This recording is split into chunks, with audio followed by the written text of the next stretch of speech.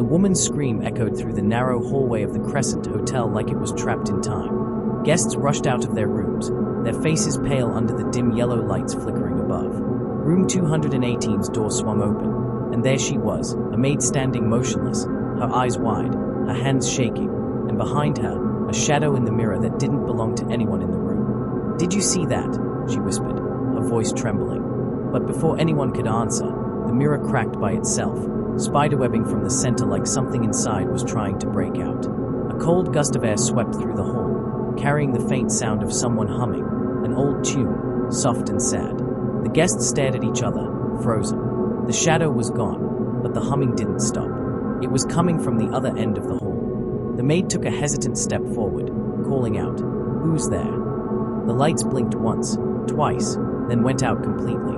In the darkness, a whisper floated through the air, "You shouldn't have come here." And then, silence. Now, to understand what happened that night, we have to go back a few days before the scream, when three friends, Sarah, Dylan, and Amanda, decided to take a road trip across America to visit some of the oldest hotels in the country. Their plan was to make a documentary called Haunted America. It was supposed to be fun, scary stories, creaky halls, and maybe a few spooky coincidences to thrill their audience.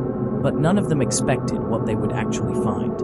Their first stop was the Stanley Hotel in Colorado, the same one that inspired Stephen King's The Shining. It was beautiful and eerie, with wide hallways, red carpets, and portraits that seemed to watch you as you walked by. On their first night, they set up cameras in the corridor outside room 217, known as the most haunted spot in the building. Amanda laughed nervously as she tested the MIC. "If there's anyone here with us, feel free to say hi." Her voice echoed. Nothing happened. Dylan rolled his eyes and said, "Come on, we've seen too many movies. Ghosts don't talk." But when Sarah played back the audio, her hand froze. There was a voice, soft, slow, and clear, whispering right after Amanda's words. It said, "Welcome back." They didn't tell anyone. They convinced themselves it was static, maybe an echo, maybe just old wiring. But that night, Amanda couldn't sleep.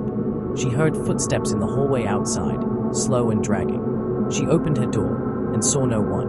Just the long, empty hall and a single chair rocking gently on its own near the end of the corridor. By morning, everyone was jumpy. Dylan tried to make jokes, but Sarah's camera footage showed something strange, a faint figure standing behind them in the reflection of the lobby window. It looked like a man in an old-fashioned bellhop uniform, smiling faintly, but no one remembered seeing him in person. They left the Stanley Hotel the next day, shaken but excited. The footage was unbelievable, if it was real. Their next stop was the Crescent Hotel in Eureka Springs, Arkansas, built in 1886, known as America's most haunted hotel. Locals said the ghosts of old patients still wandered its halls, victims of a fake doctor who once ran the place as a hospital. They arrived late at night. The building stood tall on the hill, half covered in mist. Sarah turned off the car's engine and whispered, "Why does it feel like it's waiting for us?" That night, the three checked into adjoining rooms on the second floor, room 218, 219, and 220. Dylan joked, "If something touches me in my sleep, I'm suing." They laughed, but their laughter didn't reach the corners of the hallway. At midnight, Amanda started hearing it again, the same humming they'd heard at the Stanley. A sad tune. It came from the wall, then the ceiling, then the hallway. When she opened her door, she saw something that made her heart freeze. Standing under the flickering light was a maid, her eyes wide, her hands shaking, and behind her in the cracked mirror, a dark figure was moving closer. The light buzzed once, and the hallway went black. The hallway was swallowed in darkness. Amanda's breath came out in short gasps as her phone flashlight flickered to life. The maid was gone. Only the cracked mirror remained, except now, the crack had spread, crawling across the wall like veins. "Dylan! Sarah!" she shouted, her voice trembling. From behind her, she heard a door creak open. "Amanda!" It was Sarah, her voice low, scared. "What happened?" "I heard someone scream." Amanda turned, her hands shaking. The maid, she was just here. She was staring at the mirror, and then she just disappeared. Before Sarah could answer, Dylan's door swung open. He looked half asleep, annoyed. "You guys, seriously, it's probably some prank. Old buildings make weird noises. That's what they do." But then, the humming came again. The same tune. Louder this time. Slow. Sad. It echoed down the hallway from the stairwell. Sarah's eyes widened. That's the same sound from the Stanley, the one in the recording. Dylan swallowed hard. It can't be the same. That's impossible. They moved toward the stairwell, their flashlight beams trembling over the old wallpaper. The humming stopped. For a second, everything was still. Then, from below, came the sound of footsteps. Not fast, not human. Slow, dragging steps, as if someone was pulling one leg behind the other. Amanda whispered, "There's someone coming up." The air grew cold. Their breath fogged in front of their faces. A figure appeared on the landing, tall, thin, wearing what looked like an old hospital gown, its head tilted unnaturally to one side. "Who's there?" Dylan called out, trying to sound brave. The figure didn't answer. It took another step up, and the light from Amanda's phone hit its face, pale, bruised, with hollow eyes that looked like they'd never closed in years. The smell of rot filled the air. Sarah screamed. Dylan grabbed her arm and pulled her back, slamming the nearest door, room 218. The same room where the maid had vanished. Inside, Amanda locked the door. They pressed their backs against it, breathing hard. The humming continued from the hallway, now joined by faint knocking. Tap, tap, tap, like fingers on wood. "This can't be happening," Dylan whispered. This is some setup, right? Hidden speakers or something." But Sarah shook her head, tears forming in her eyes. "No one's that good. This is real." Suddenly, the lights in the room flickered on by themselves. The cracked mirror that hung over the dresser began to rattle. The glass pulsed like it was breathing. Slowly, words started appearing across its surface, written as if by invisible fingers. "We never left." Amanda screamed and dropped her phone. The screen shattered as the room temperature dropped even more. A shadow began to stretch across the floor, forming the outline of a person standing right behind them. Dylan spun around. No one there. But the shadow stayed. He took a shaky step back. "We need to get out of here." They ran into the hall, but the corridor looked different, longer. The wallpaper was peeling off, revealing old medical tiles beneath it. The smell of disinfectant and decay hit them all at once. They could hear the faint beeping of hospital machines, but there were none. "Guys," Sarah whispered, pointing down the hall. At the far end, they could see figures moving in the dim light, nurses, patients, and doctors, all pale, see-through, walking as if repeating the same steps over and over again. It wasn't a hotel anymore. It was the hospital it had once been. Amanda grabbed Sarah's hand. "We're not supposed to be here." They turned to run toward the exit sign, but the hallway looped back on itself. No matter which direction they ran, they always ended up back at room 218. The door slowly creaked open on its own. Inside, they could see the maid again, standing in the middle of the room. This time, her eyes were black, her hands bloody from broken glass. "You can't leave," she whispered. "He doesn't like visitors." Behind her, the reflection in the mirror started to move. A tall man in a white coat, the fake doctor who ran his deadly experiments there decades ago, stepped forward, his face half burned, his eyes wide with madness. Dylan backed away, his voice cracking. "This can't be real." The doctor smiled and said, "Welcome to my hospital." The mirror shattered, the glass exploding outward in a gust of cold air. The hallway lights went out completely, and all that could be heard was screaming, loud, echoing, endless. Then, silence. When the lights flickered back on, Amanda, Dylan, and Sarah were gone. Only their cameras were left behind, lying on the floor of room 218, still recording, and still humming that same sad tune. The morning sun rose over the old Franklin Hotel, but the building looked darker than ever. Not a single window reflected light. Not a single sound came from inside. But 3 college kids had vanished, and people were now afraid.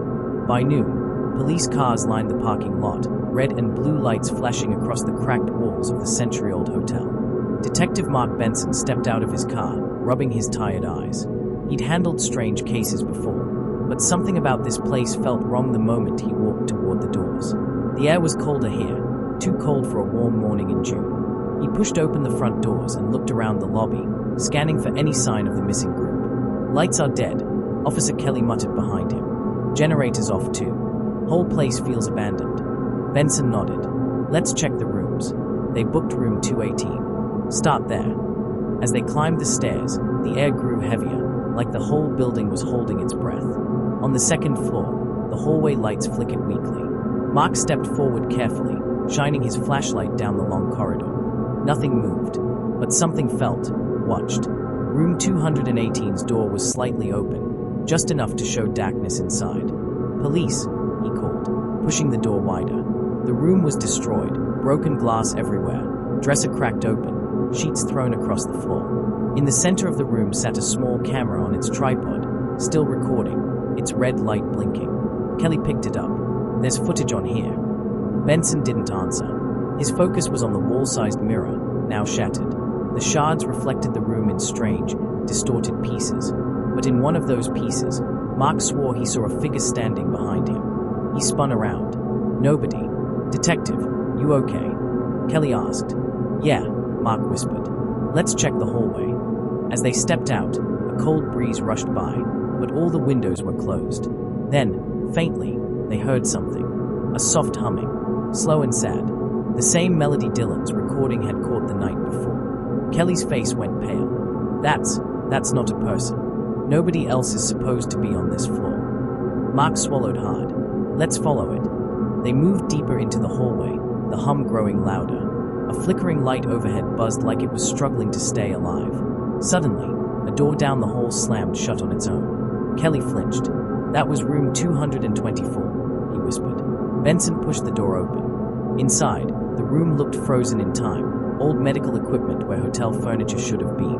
Rusted hospital beds, cracked oxygen tanks, faded curtains stained with brown spots.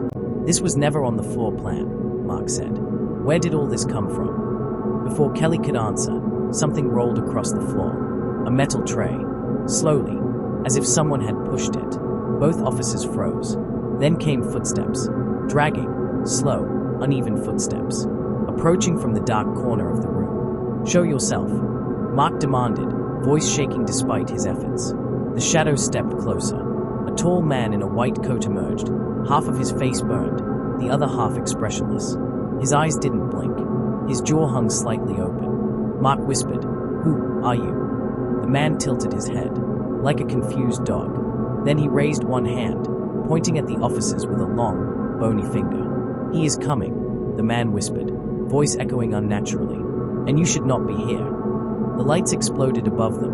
Glass rained down like sharp snow. Kelly screamed and covered his head. When the lights flickered back on, the man was gone. Mark grabbed Kelly's arm. "We're leaving. Now." They ran into the hallway, but the hallway was no longer the hotel.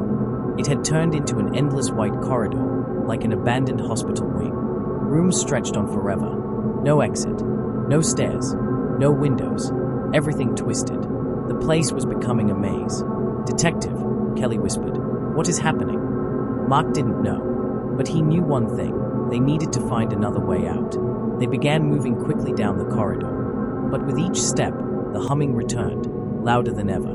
More voices joined it now. Dozens. Sad, tired, trapped voices. They reached another door. Mark hesitated, then pushed it open. Inside was a room filled with patient files, old charts, x-rays scattered across the floor. On the far wall was a shelf. On that shelf, 3 items set neatly arranged. Amanda's necklace, Dylan's watch, Sarah's phone. Kelly backed away, shaking. "Detective, they are gone. They are really gone." Mark stared at the objects, his mind racing. "No, not yet. They have to be somewhere." Then the floor vibrated. A deep, low rumble moved through the entire building. Papers flew into the air. The humming turned into screaming, all at once, like every ghost in the hotel cried out together. The door behind them slammed shut, locking them inside. Mark lunged for the handle, pulling hard. "Kelly, help!" But Kelly wasn't responding. He was backing into the corner, pointing at something behind Mark. Mark turned slowly. Standing in the center of the room was the burned doctor. But this time, he wasn't alone. Behind him stood dozens of ghosts, nurses, patients, the maid, all staring with empty eyes. "You came looking for them," the doctor said, taking a step forward. "But now, you belong with them." The walls began to close in. The ceiling dropped lower. The lights dimmed into nothing. Mark shouted, "Stay back! Stay back!" But the ghosts moved forward, silently, slowly, surrounding them from all sides. And then, the recording from Sarah's phone suddenly began playing on its own. The sad humming, getting louder and louder, until the screen went black.